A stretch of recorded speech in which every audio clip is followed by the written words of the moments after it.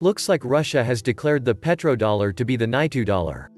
Russia's largest oil company Rosneft has set the euro as the default currency for all new exports of crude oil and refined products, as the state-controlled giant looks to switch as many sales as possible from US dollars to euros in order to avoid further US sanctions against it. Rosneft is the biggest oil exporter from Russia, selling around 2.4 million barrels per day of oil. According to Reuters estimates, that's around $4 billion a month that will no longer be transacted in dollars. Roughly 3% of daily oil trade. Not a huge matter, but it is just one company. Good for the Russians. Besides, why do you need to trade in dollars, when most of your energy export trade goes to Europe anyway? It's best and far more logical to be dealing in euros, or something that has more tangible value like gold, instead. I have insider information that Gazprom is about to do the same and ditch the dollar. Russia is just the beginning. This will only increase with the One Belt One Road project. Russia knows the US dollar global financial system is a fraudulent criminal enterprise run by parasitic murderers. I expect to see more of these moves in the future. Imagine Saudi gets taken offline with Iran, Syria, Iraq, Venezuela and Russia selling off the petrodollar. Weaponize the dollar and people start using other currencies to get around it. Being the reserve currency is a privilege, abuse it and the world will ever so slowly year by year move away from it via digital currencies and other currencies. Threats of using SWIFT as a weapon will also result in countries finding other ways of settling accounts. When you weaponize a currency, countries will run from it like it can kill your economy. America has abused its privilege. All fiat currencies expire. History is littered with failed currencies.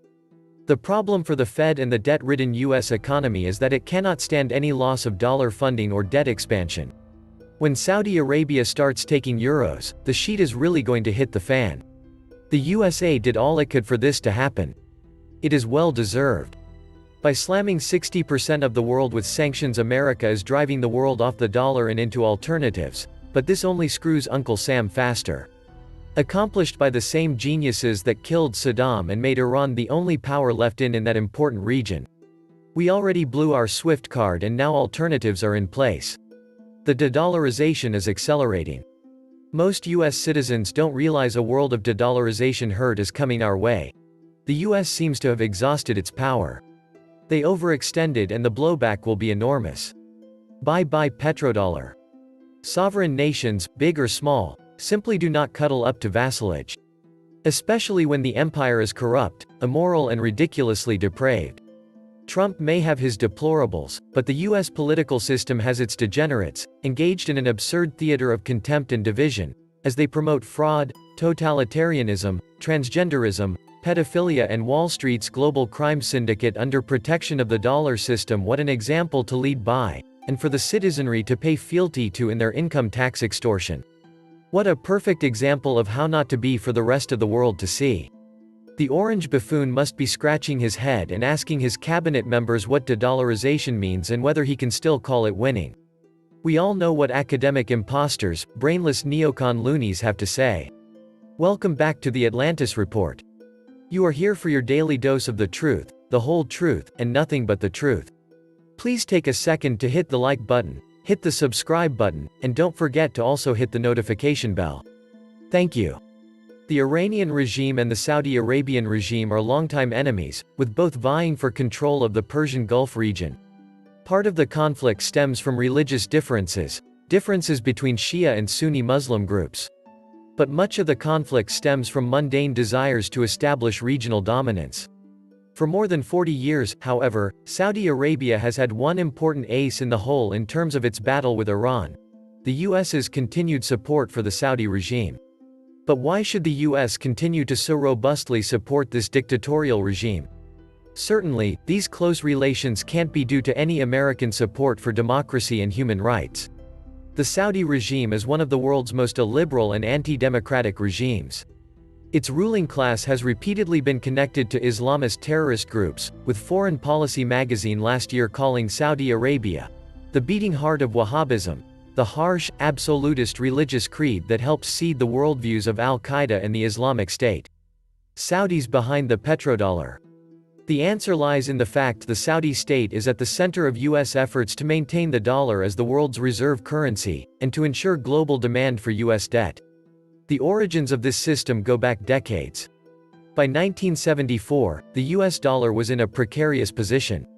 In 1971, thanks to profligate spending on both war and domestic welfare programs, the US could no longer maintain a set global price for gold in line with the Bretton Woods system established in 1944. The value of the dollar in relation to gold fell as the supply of dollars increased as a byproduct of growing deficit spending.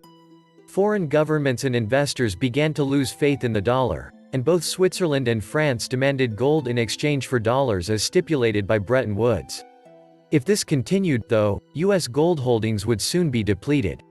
Moreover, the dollar was losing value against other currencies. In May of 1971, Germany left the Bretton Woods system and the dollar fell against the Deutschmark. In response to these developments, Nixon announced the U.S. would abandon the Bretton Woods system. The dollar began to float against other currencies. Not surprisingly, devaluing the dollar did not restore confidence in the dollar. Moreover, the U.S. had made no effort to rein in deficit spending. So the U.S. needed to continue to find ways to sell government debt without driving up interest rates. That is, the U.S. needed more buyers for its debt. Motivation for a fix grew even more after 1973 when the first oil shock further exacerbated the deficit-fueled price inflation Americans were enduring. But by 1974, the enormous flood of dollars from the U.S. into top oil exporter Saudi Arabia suggested a solution. That year, Nixon sent new U.S. Treasury Secretary William Simon to Saudi Arabia with a mission. As recounted by Andrea Wong at Bloomberg, the goal was to neutralize crude oil as an economic weapon against the U.S. and find a way to persuade a hostile kingdom to finance America's widening deficit with its newfound petrodollar wealth. The basic framework was strikingly simple. The U.S. would buy oil from Saudi Arabia and provide the kingdom military aid and equipment. In return, the Saudis would plow billions of their petrodollar revenue back into treasuries and finance America's spending. From a public finance point of view, this appeared to be win-win. The Saudis would receive protection from geopolitical enemies, and the U.S. would get a new place to unload large amounts of government debt. Moreover, the Saudis could park their dollars in relatively safe and reliable investments in the United States. This became known as petrodollar recycling. By spending on oil, the U.S. and other oil importers, who were now required to use dollars, was creating new demand for U.S. debt in U.S. dollars. This dollar agreement wasn't limited to Saudi Arabia either. Since Saudi Arabia dominated the Organization of the Petroleum Exporting Countries, OPEC, the dollar deal was extended to OPEC overall, which meant the dollar became the preferred currency for oil purchases worldwide. This scheme assured the dollar's place as a currency of immense global importance. This was especially important during the 1970s and early 1980s. After all, up until the early 1980s, OPEC enjoyed 50% market share in the oil trade. Thanks to the second oil shock, however, much of the world began searching for a wide variety of ways to decrease dependency on oil. By the mid-1980s, OPEC's share had decreased to less than one-third. Today, Saudi Arabia ranks behind both Russia and the United States in terms of oil production.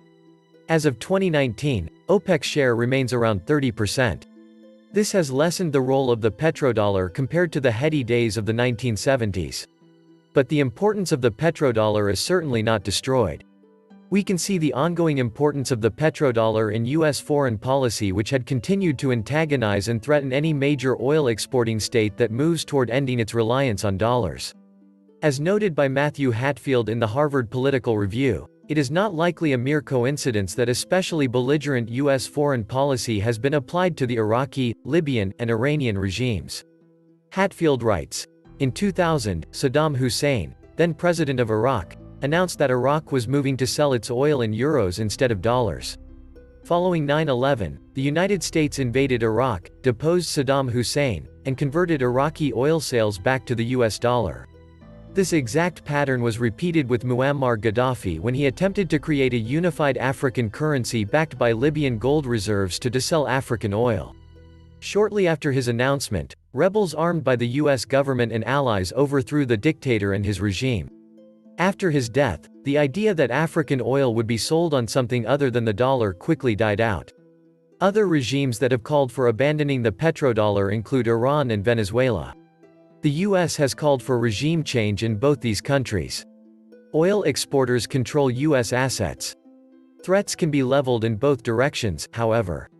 Last year, for example, Saudi Arabia threatened to sell its oil in currencies other than the dollar if Washington passes a bill exposing OPEC members to US antitrust lawsuits. That is, the Saudi regime is aware that it has at least some leverage with the US because of the Saudi position at the center of the petrodollar system. Saudi Arabia is one of few states that can even feign to call the US's bluff on matters such as these.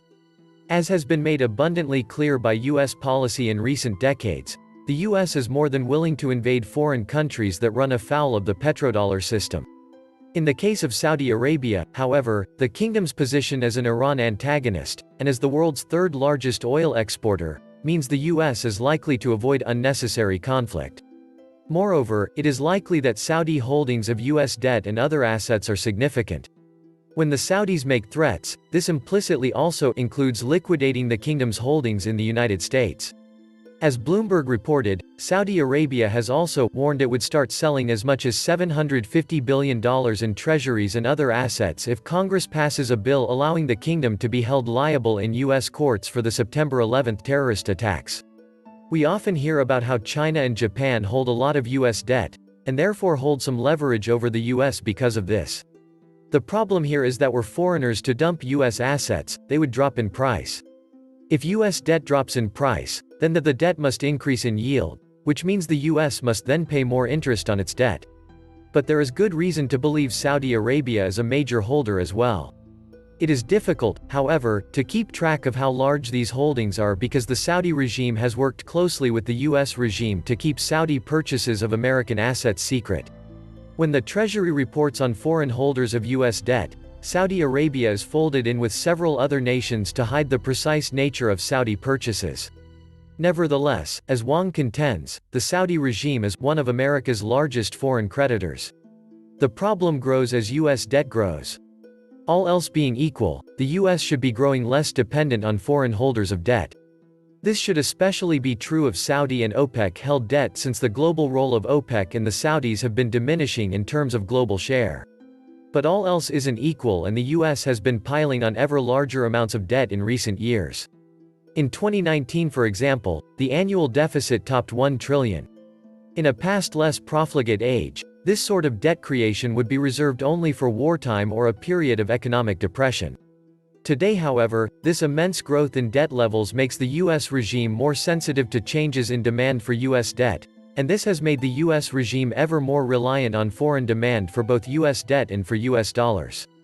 That is, in order to avoid a crisis, the U.S. must ensure that interest rates remain low, and that foreigners want to acquire both U.S. dollars and U.S. debt. Were petrodollars and petrodollar recycling to disappear, this would have a twofold effect on U.S. government finances.